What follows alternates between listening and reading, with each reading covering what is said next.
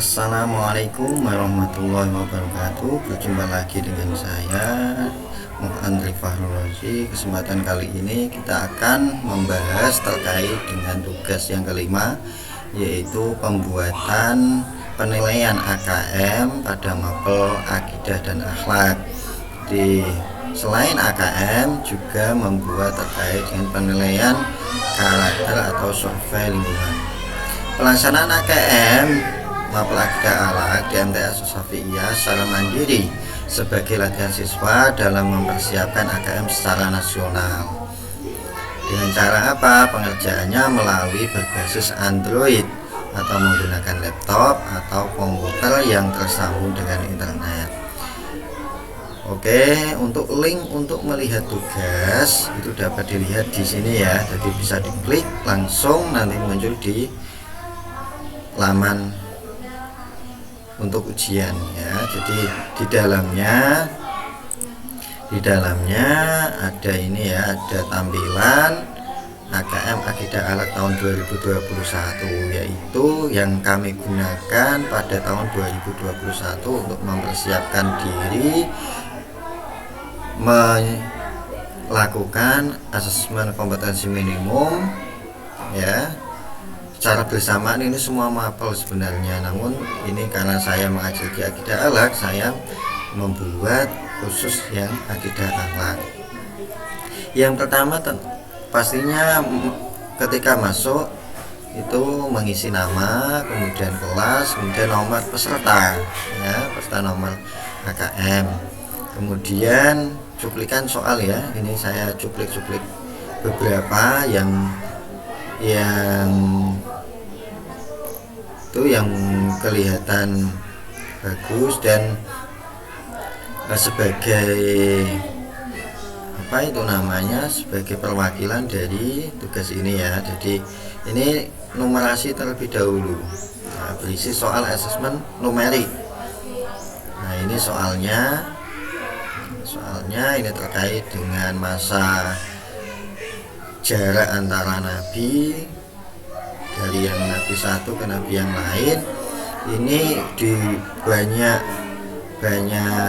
referensi itu sudah saya temukan dan sudah saya simpulkan terkait dengan masa fitrah atau periode jeda antara satu utusan dengan utusan lainnya, nabi dan rasul.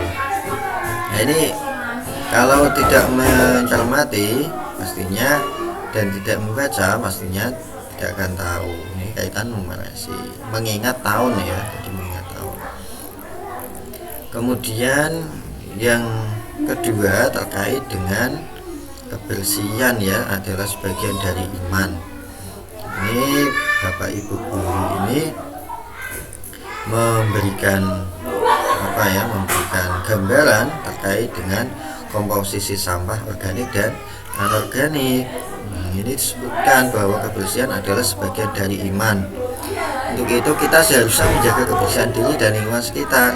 Jika lingkungan kita penuh sampah dan kotor akan menimbulkan penyakit, karena pada dasarnya sampah organik dan anorganik akan musnah membutuhkan waktu yang cukup lama.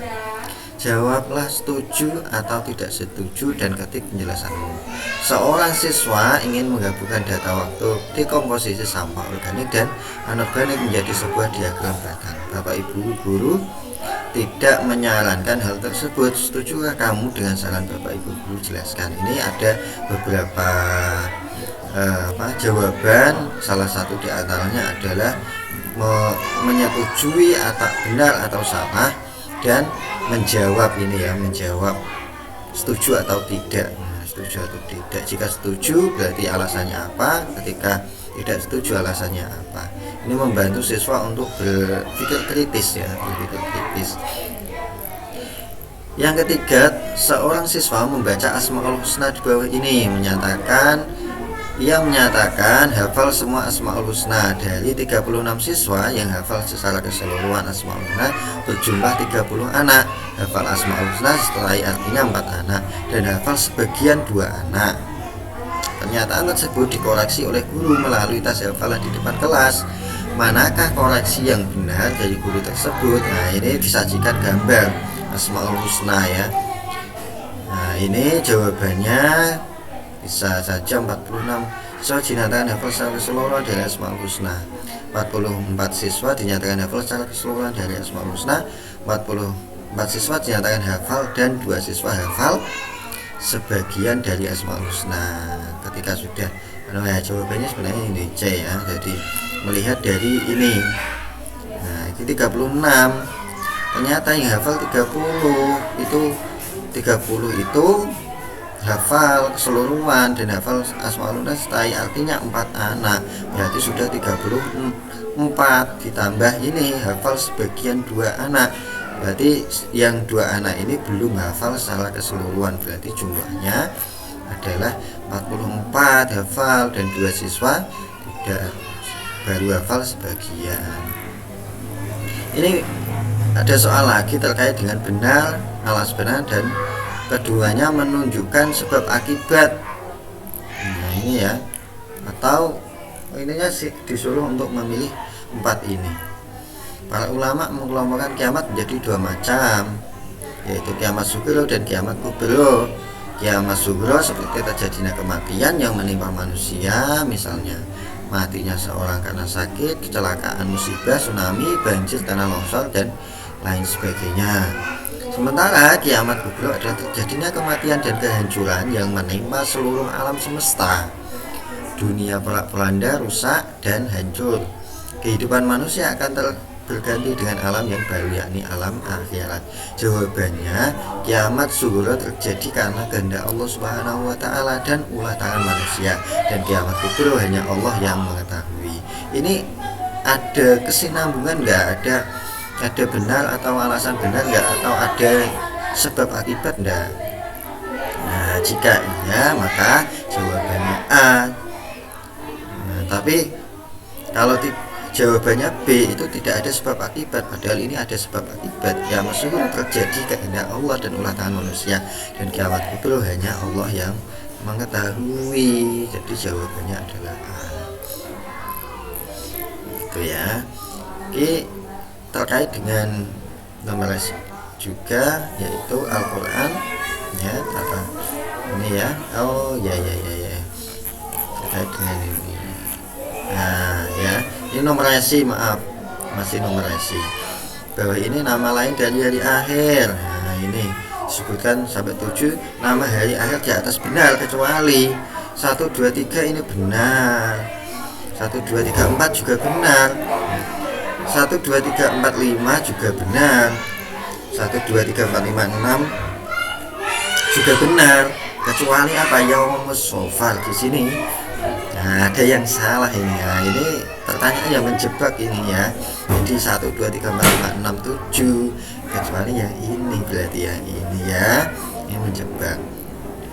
Umar bin Khattab diangkat menjadi khalifah pada tahun. Nah ini membutuhkan penalaran, ini numerik, harus hafal betul tahunnya, berarti tuh ya. Jumlah titik-titik rakaat dalam sholat wajib 5 waktu. Nah ini berapa ya, dihitung. Nah, berarti berapa kira-kira? 17 ya, benar ya. Itu Quran surat Al-Mu'minun ayat titik-titik adalah mengandung penjelasan tentang alam barzah. Berarti ayat berapa? Ayat ke-100. Berikutnya setelah numerasi kita akan membahas tentang cuplikan soal literasi. Di sini saya mencontohkan ini ya. Allah memberikan semua yang ada di bumi seisinya untuk seluruh makhluk, dan tentunya memberikan manfaat jika kita mengetahuinya. Hal itu wajib kita mengimaninya, bahwa Allah Maha Pemberi rezeki dan pemberi manfaat atas yang dibuatnya. Tak kecuali ikan. Apakah manfaat makan ikan menurut infografis di bawah? Nah ini disajikan dalam bentuk foto ya, dalam bentuk foto. Nah ini jawabannya apa? Kemudian manakah pernyataan yang menurut fakta dan opini? Ya ini ya, fakta, opini ya, ini jawabannya, ini dijawab semua. Kemudian ini juga ikan, gemar makan ikan, dan cuplikan survei lingkungan, belajar dan karakter. Nah, soal berisi tentang pengukuran aspek-aspek kepribadian terkait dengan lingkungan belajar dan diri pribadi. Nah, ini ya. Apakah kamu merasa aman berada di sekolah? Nah, ini nanti pilihannya ada 3, aman, tidak aman, dan seterusnya. Apakah kamu merasa nyaman belajar di luar sekolah dan kelas saat belajar akidah akhlak? Nah, bisa saja nyaman, bisa saja tidak nyaman, atau bisa saja biasa saja. Apakah keharmonisan sudah tercipta lingkungan sekolahmu, dalam hal ini siswa dengan guru akidah akhlak? Sudah atau belum? Jawabannya ini sudah atau belum. Kemudian pelajaran akidah akhlak merupakan mata pelajaran yang bertujuan agar peserta didik memiliki pengetahuan, penghayatan, dan keyakinan yang benar terhadap hal-hal yang harus diimani oleh orang Islam, sehingga dalam kehidupan sehari-hari pada peserta didik bersikap dan berlaku berdasarkan Al-Quran dan hadis. Apakah kamu menyukai mata pelajaran akidah akhlak dan menerapkannya dalam kehidupan sehari-hari? Nah, ini pastinya ini mengarah kepada si anak ya, iya atau tidak, dia menerapkan atau tidak, suka dengan mata pelajaran akidah akhlak atau tidak. Saat di sekolah kita telah mempelajari mata pelajaran akidah akhlak, apakah saat di rumah kamu mempelajari kembali? Ya, ini kaitannya dengan anak-anak kembali untuk belajar di rumah atau tidak, iya tidak atau kadang-kadang. Apakah kamu yakin adanya Allah? Yakin atau tidak? Kalau iya, berarti dia mengimani adanya Allah, gitu.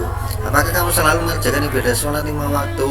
Iya, tidak atau mungkin ya, karena kadang anak-anak itu lupa, sehingga mungkin bisa saja, atau iya, masa sudah mempelajari akidah akhlak tidak melakukan, sudah mengimani Allah tidak melakukan, ya kewajiban kita sebagai seorang muslim tentu saja iya, harusnya jawabannya.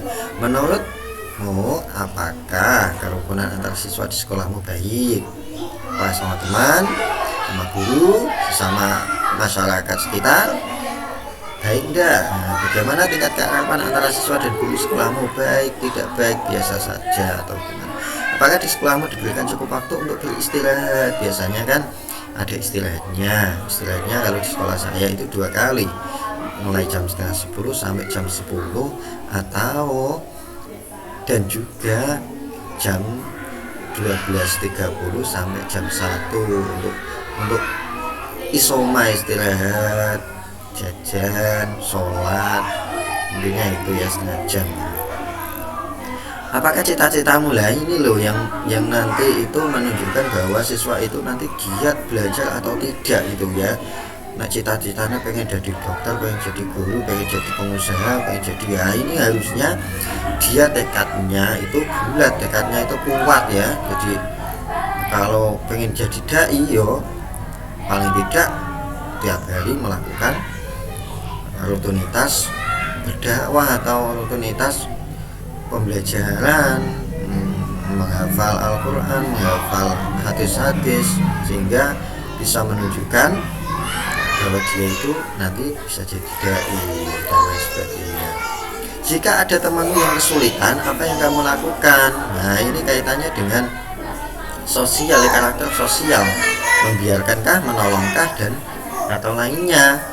Jika ada temanmu yang sakit, apa yang kamu lakukan? Menjenguk, mendoakan, membiarkan, atau lainnya. Jika ada yang menaimanimu, menghinamu, apa yang kamu lakukan? Marah, membalas, atau membiarkan. Ya, ini cuplikan saja. Jika kamu menemui kesulitan belajar akidah akhlak, apa yang kamu lakukan? Menyerah, terus berusaha, dan lainnya. Apa tujuanmu datang ke sekolah saat mempelajari akidah akhlak? Apa bermain, apa belajar, atau jajan, atau berteman, atau mencari ilmu, atau yang lainnya? Kalau yang lainnya berarti jawabannya nanti ini ditulis ya, kalau lainnya. Apa yang kamu cari saat mempelajari pelajaran akidah akhlak? Ilmukah, temankah, musuhkah, atau yang lainnya? Kalau yang lainnya nanti tetap ditulis di sini. Atau bisa saja ini diklik semuanya, bisa, tidak salah satu, bisa semuanya. Apakah materi pelajaran akidah akhlak yang menyanyikanmu? Nah, ini berbentuk isai, jadi ditulis ya, diketik. dua soal ini. Pelajaran bahasa Akhidah sudah mencukupi perlengkapannya, bukunya, atau itu sudah mencukupi atau belum, belum atau yang lainnya. Apakah sarana prasarana untuk praktik mata pelajaran Akidah Akhlak di kelas ini sudah mencukupi? Biasanya kami melakukan praktik, portofolio dan lain sebagainya. Untuk praktik misalkan sebagai contoh mengimani hari akhir itu kan ada dua ya, ada dua, kiamat sughra dan kiamat kubra, yaitu nanti membuat peta atau membuat karya kerajinan terkait dengan kilo gambarannya kiamat sughra, ini gambarannya kiamat kubra itu, dan seterusnya. Ini bisa dilihat di link ini ya nanti. Terima kasih. Minta maaf, kesempurnaan hanya milik Allah dan kesalahan hanya milik saya pribadi. Maaf. Assalamualaikum warahmatullahi wabarakatuh. Ya, bisa dilihat link di sini ya. Lihat link di sini. Nah, ini ya. Ini berikutnya dan seterusnya.